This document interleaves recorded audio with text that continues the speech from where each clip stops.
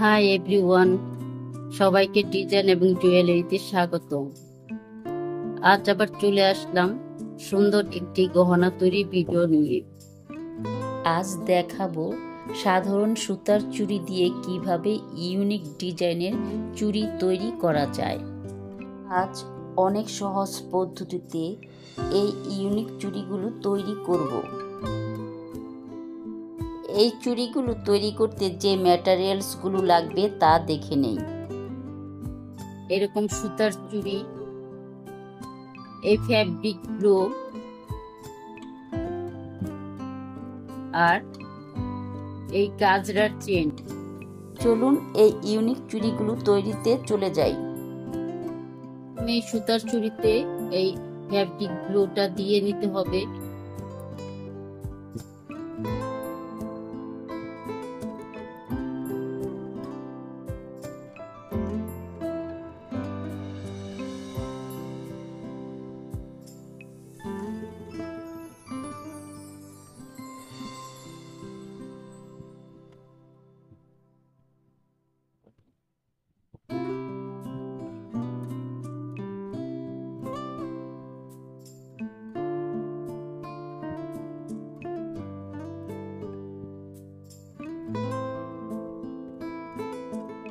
এই আঠার মধ্যে এই চুড়িটা এইভাবে দিয়ে দিতে হবে।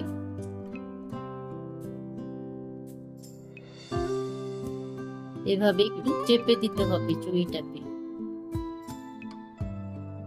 ঠিক আবারও এই জায়গায় আঠা দিয়ে আরেকটা চুড়ি দিয়ে দিতে হবে।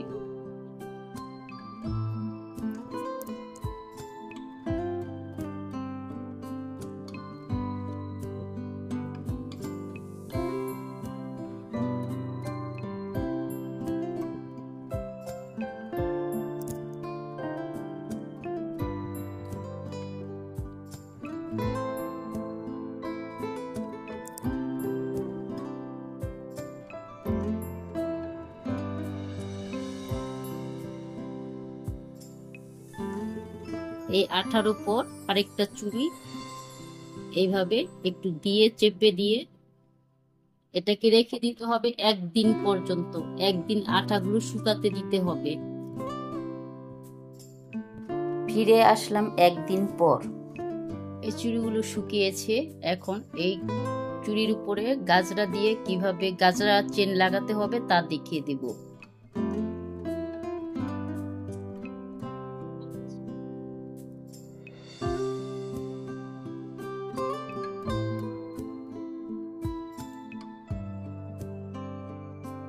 প্রথমে এই চুড়ির মাপ দিয়ে গাজরাটুকু কেটে নিতে হবে।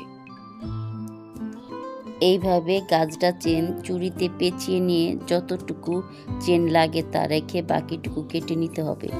এই জোড়ার পয়েন্টটিতে আঠা লাগিয়ে নিতে হবে।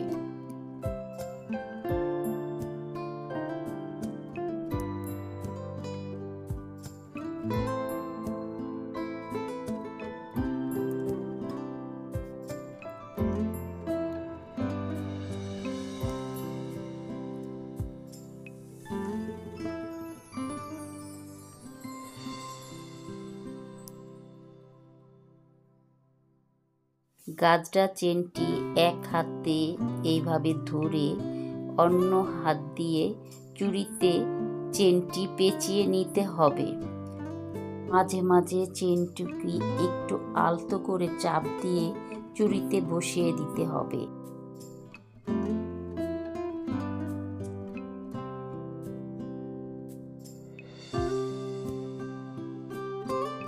প্রথমেই সম্পূর্ণ চুড়িতে আঠা লাগাবো না, একটু জায়গা ফাঁকা রাখতে হবে যাতে সুন্দর করে ফিনিশিং দেওয়া যায়। এইভাবে হালকা হাতে চাপ দিয়ে গাজরা চেনটি চুড়ির উপর ভালোভাবে বসিয়ে দিতে হবে।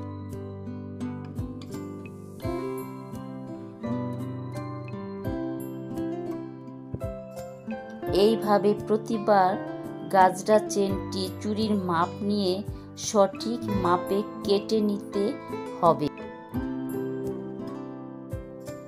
অনেকের মনে প্রশ্ন জাগতে পারে, প্রতিবার কেন এই চেনটি কাটতে হবে, একবারই তো কেটে নেওয়া যায়।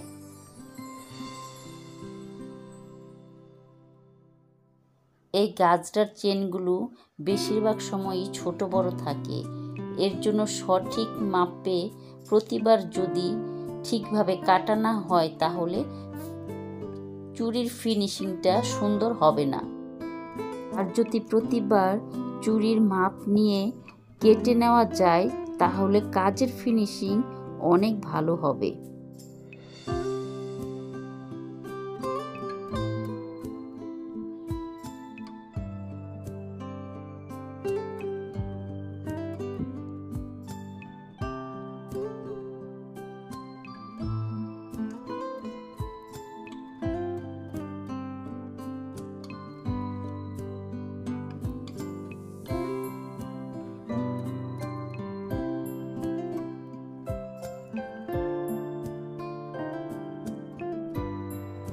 আবারও একইভাবে গাজরা চেনটি লাগিয়ে নিলাম।